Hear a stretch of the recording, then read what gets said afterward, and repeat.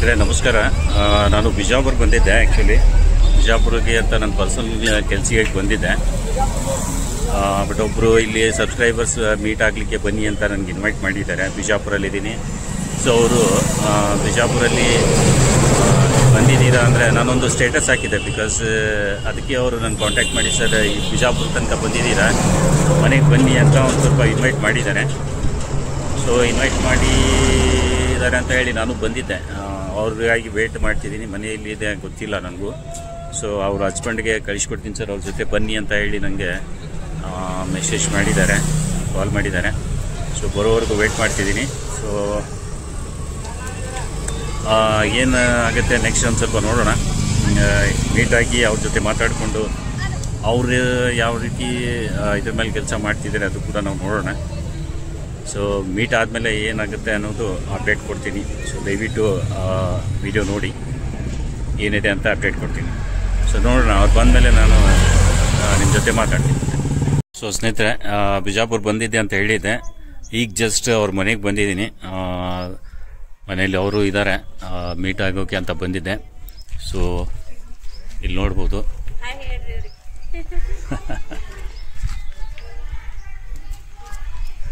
ನಮಸ್ಕಾರ madam.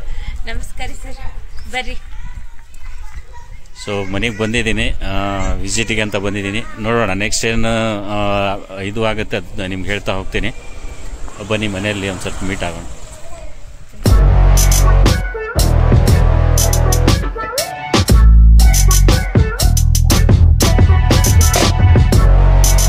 Sir ನಮ್ಮ ಮನೆಗೆ ಬಂದಿದ್ದಾರೆ. ಅವ್ರದ್ದು ಒಂದು ಯೂಟ್ಯೂಬ್ ಚಾನಲ್ ಬಂದು ಕನ್ನಡ ಕ್ರಿಯೇಟರ್ ಗೈಡ್ ಅಂತ ಹೇಳ್ಬಿಟ್ಟು ಇವರು ನನ್ನ ಯೂಟ್ಯೂಬ್ ಒಳಗೆ ನಂಬರ್ ನೋಡಿ ತಗೊಂಡಿದ್ರು. ಆಮೇಲೆ ವಾಟ್ಸಪ್ ಸ್ಟೇಟಸ್ ನೋಡಿ ಇವತ್ತು ಇನ್ವೈಟ್ ಮಾಡಿದ್ದೀನಿ. ಸೊ ಪಾಪ ನಂಗೆ ಅಷ್ಟು ರೆಸ್ಪೆಕ್ಟ್ ಕೊಟ್ಟು ನಮ್ಮ ಮನೆಗೆ ಬಂದಿದ್ದಾರೆ.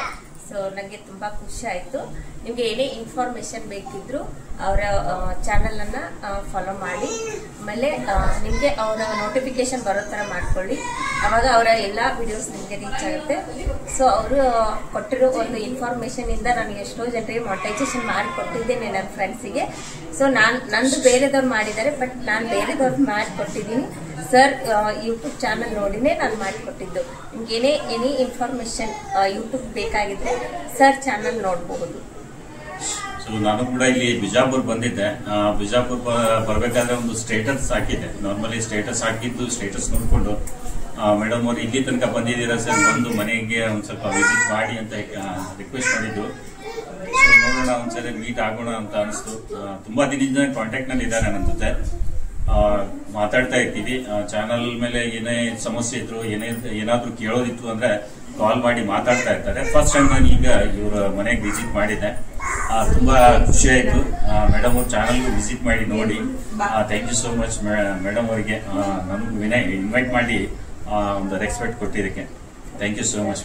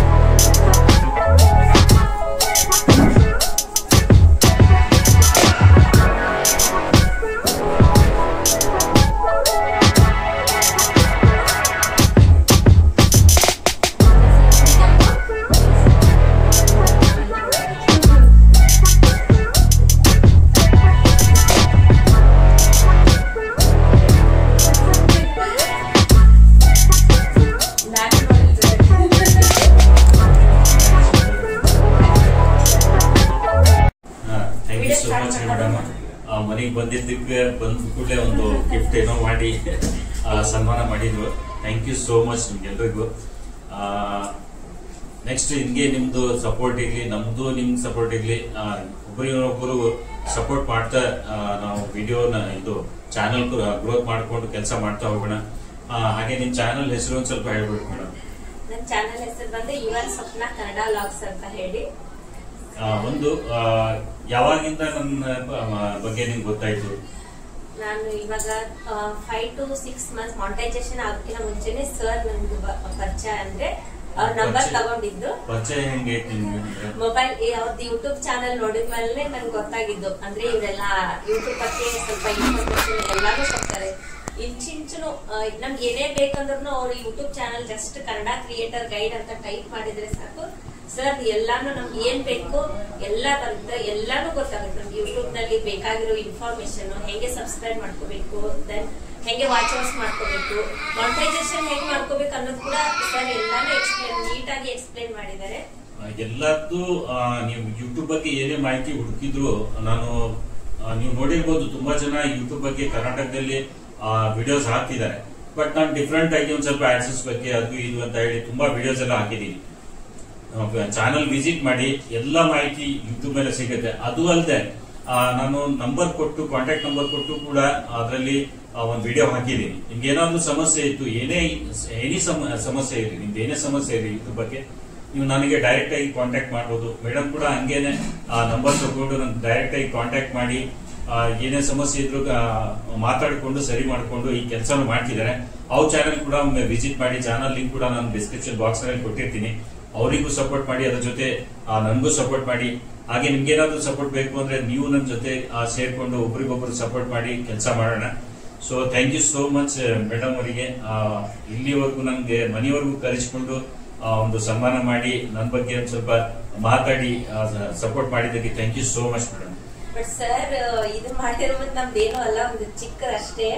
ಯಾಕಂತಂದ್ರೆ ಅವರಿಂದ ನಾವು ಜಾಸ್ತಿ ಯೂಸ್ ತಗೊಂಡಿದೀವಿ. ಯಾಕಂತಂದ್ರೆ ಅವ್ರು ನೋಡ್ಬಿಟ್ಟು ನಾನು ಬೇರೆದವ್ರಿಗೂ ಮಾನಿಟೈಸೇಷನ್ ಮಾಡಿ ಕೊಡುವಷ್ಟು ನಾನು ಇಂಪ್ರೂವ್ ಆಗಿದ್ದೀನಿ ಅಂತಂದ್ರೆ ಅದು ಅವ್ರ ವಿಡಿಯೋಸ್ ನೋಡಿ. ಯಾಕಂದ್ರೆ ಯಾರು ನಂಬರ್ ಕೊಟ್ಬಿಟ್ಟು ನಮ್ ಕಾಂಟ್ಯಾಕ್ಟ್ ಮಾಡಿ ಅಂತ ಯಾರು ತಲೆಗೆ ಹಚ್ಕೊಳಲ್ಲ.